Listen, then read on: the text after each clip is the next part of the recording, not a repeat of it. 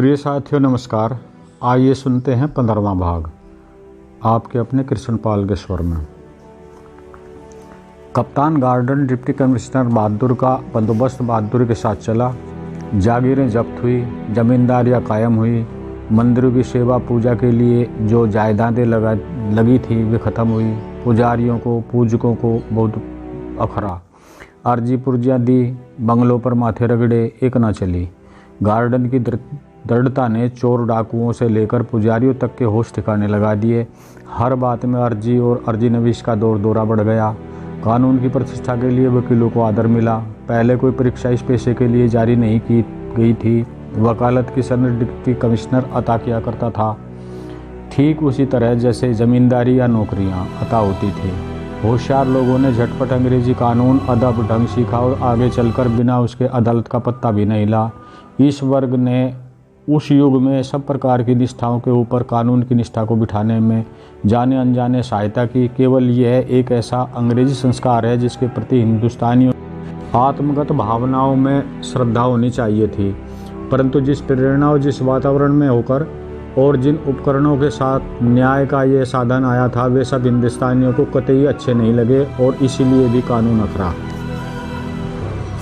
परोपकार की वृत्ति से प्रेरित होकर अंग्रेजों ने कानून की प्राण प्रतिष्ठा हिंदुस्तान के न्याय मंदिरों में की हो, सो बात नहीं थी। देश में पूर्ण शांति हो, अंग्रेजों का अधिकार सदा सर्वदा इस देश में बना रहे और अंग्रेजी व्यापार व्यवसाय निर्बाध चलते रहें, बस इसी वृत्ति से प्रेरित होकर कानून बनाए और चलाए गए। गवर्नर जनरल से लेकर पटवारी और चौकीदार तक कायदा कानून से बंधकर अपना अपना काम करते चले जाएं। अनुशासन में शिथिलता न आने पाए, तभी तो अंग्रेजी राज्य निर्विघ्न चल सकता था।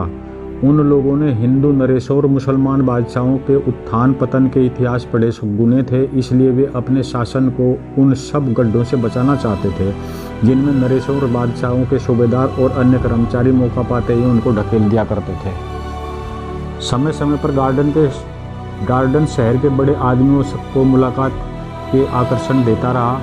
चोरी करना तो वे जानते ही थे, इसको भी वे करते, परंतु जब वे इसके सामने झुकते उनकी रीढ़ में दर्द हो उठता था और माथे पर बल पड़ जाते थे। घर आकर लाभ हानि को आंकने के साथ वे सांप की हेकड़ी पर जलते थे और अपनी चिरोरी पर हंसते भी थे। रानी को भी समाचार दे आते थे, वे चुपचाप सुन लेती थी और उनके बाल बच्चों के समाचार विस्तृत ब्यौरे के साथ पूछ लेती थी और कोई बात न कहने का उन्होंने अपने मन पर बंधेज कर रखा था। शहर वाले महल के ठीक सामने राजकीय पुस्तकालय था, वह उन्हीं के हाथ में था। पुस्तकालय के पीछे एक ढाल था और ढाल के नीचे उनका सुंदर बाग। इस बाग में वह घुड़सवारी इत्यादि व्यायाम किया करती थी। नगर की जो स्त्रियां उनके पास आती थीं उनको वह बड़ी निष्ठा के साथ इसी बाग में कसरतें सिखाती।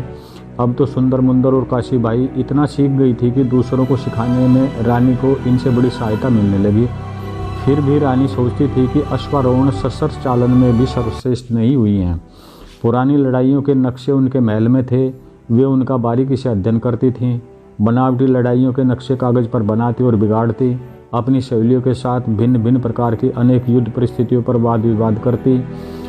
उनको पहाड़ियों पर अश्वारोहण का शौक हुआ। झांसी के आसपास पहाड़ियाँ हैं ही, उस समय जंगल और विषम स्थल भी थे। रानी तेजी के साथ सहेलियों सहित इन अश्वारोहण करती। झांसी के आसपास की भूमि का उनको राय रत्ती परिचय प्राप्त हो गया। इस भौगोलिक परिचय के क्षेत्र को वे निरंतर अनवरत बढ़ाती रहती थी। जो स्त्री पुरुष उनके पास भेंट के लिए आते उन सब से कहती, शरीर को इतना कमाओ कि फौलाद हो जाए, तभी मन दृढ़तापूर्वक भगवान की ओर जाएगा। उनका कसरतों का शौक शीघ्र विख्यात हो गया। बालागुरु बिठूर से आए और मल विद्या के सूक्ष्मतम दांव पैंच बताकर चले गए। नरसिंह राव की टोलियों के नीचे दक्षिणियों के मोहल्ले में वे एक अखाड़ा जारी कर गए। रानी कुश्ती का अभ्यास करती अपनी सहेलियों के साथ करती थी। तीर, बंदूक, छुरी, बिछुआ, रैकला इत्यादि चलाने में पहले दर्जे की श्रेष्ठता उन्होंने अमीर खां, वजीर खां के निर्देशन में प्राप्त की। रानी का बाह्य रूप प्रचंड तेजपूर्ण था, परंतु अंतर बहुत कोमल और उदार था। इस प्रकार महीनों बीत गए। एक दिन तांत्या टोपे आया।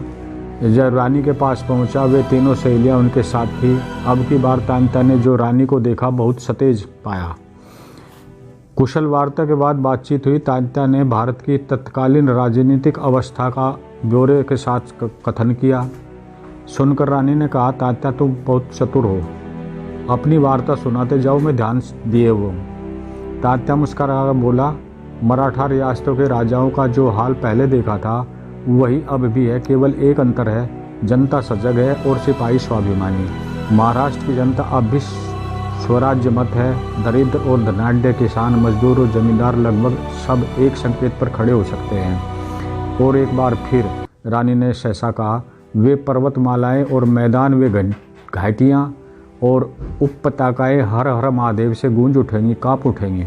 रानी का सतेज मुख और भी तेजमय हो गया, परंतु वे तुरंत मुस्कुरा उठी, बोली, तात्या मुझको तुम्हारे सामने एक नियंत्रण के साथ बोलना चाहिए। कभी कभी मैं वाक्य संयम की कमी के कारण अपने पर ऊपर खींच उठती हूँ। तात्या ने दृढ़ स्वर में कहा, भाई साहब, मेरे हृदय में, इनके हृदय में और सब जनता के हृदय में जो बात गड़ी हुई है वही आपके मुँह से निकल पड़ी। रानी बोली, तात्या अभी कुछ विलंब और है, तब तक महत्वपूर्ण स्थानों के भूगोल का बारीकी से अध्ययन कर लो। कहाँ किस प्रकार सेनाओं को ले जाना पड़ेगा, कहाँ आसानी के साथ युद्ध किया जा सकता है और अपने अभिष्ट स्थान पर किस प्रकार शत्रुओं को एकत्र करके लड़ाई के लिए विवश किया जा सकता है। इन विषयों पर काफ़ी समय और परिश्रम खर्च करने की आवश्यकता है। इसके सिवाय बर्दारी और जानवरों और अच्छे घोड़ों के इकट्ठा करने की योजना पर विचार करते रहने को भी मन में बहुत स्थान मिलना चाहिए। तोपें, बंदूक, बारूद, गोला, गोली इत्यादि युद्ध सामग्री के बनाने वाले कारीगरों को भी हाथ में लो। अंग्रेजी कारखाने में अपने आदमी नौकर रखवाओ, वे लगन के साथ सब क्रियाएं सीखें। अपनी पुरानी बारगी युद्ध परिपाटी को तो गांठ ही में बांध लो। हमारा देश उस परिपाटी को छोड़कर अंग्रेजों से लड़ा इसलिए भी आ रहा। तात्या, मैंने नाना साहब और राव साहब के प्रोत्साहन एवं आज्ञा से इन सब बातों का ध्यान रखा है और आपकी ही आज्ञा मिली पूरा ध्यान दूंगा। मैं इतने महीनों पैदल अधिक फिरा हूँ, इसलिए मुझको देश का भूगोल बहुत अच्छी तरह याद हो गया है। किसी न किसी तरह बहुत से आदमी, सामान और जानवर लेकर कहीं न कहीं पहुँचा ही सकता हूँ। रानी, लड़ाइयों के नक्शे का अध्ययन किया? तात्या, अच्छी तरह। पंजाब में जो लड़ाइयाँ अंग्रेज़ों से सिख लड़े हैं उनका भी मैंने अध्ययन किया है। व्यर्थ ही सिखों में ने इतनी वीरता खर्च की, इतनी युद्ध सामग्री, ऐसी अच्छी सीखी सिखाई फौज यदि अच्छे नायकों के हाथ में होती तो अंग्रेज सिखों को कभी न हरा पाते, परंतु कदाचित उनकी हार तेज तरोइयों के कारण हुई है। रानी, वे कहते होंगे कि भाग्य ने हरा दिया। निसंदेह यही कहते हैं। रानी, मैं सिखों की लड़ाइयों के नक्शों का अध्ययन करना चाहती हूँ। तात्या ने कागजों का पर मानचित्र बनाकर समझा। रानी और उनकी सहेलियों ने भी समझा। तात्या ने अनुरोध किया, हमको अपने एक विश्वसनीय जासूसी विभाग की बड़ी आवश्यकता है। रानी ने मुस्कुरा कर कहा, मैंने आज स्थापना कर दी है। तात्या ने उत्सुक होकर पूछा, कैसे, कहाँ? रानी ने उत्तर दिया, यहीं। मेरी ये 3 सहेलियाँ काम सीख रही हैं और कर रही हैं। मैं और स्त्रियों को भी तैयार कर रही हूँ, परंतु काम सावधानी का है, इसलिए धीरे धीरे कर रही हूँ। तात्या प्रसन्न हुआ, बोला, झांसी में एक विलक्षण बात देखी। जो यहाँ निवास करता है वह तो आपका भक्त है ही, किंतु यहाँ का निवासी जो बाहर चला गया है वह भी झांसी के लिए अपना तन मन बलिदान करने के लिए उत्सुक है। रानी, तुमको जान पड़ता है, अकेले ही बहुत काम करना पड़ता है। तात्या, नहीं भाई साहब, नाना साहब, राव साहब इत्यादि बहुत लोग काम में जुटे हुए हैं। दिल्ली और मेरठ आदि प्रदेशों के अनेक मुसलमान भी प्राणों की होड़ लगाकर निरत हैं।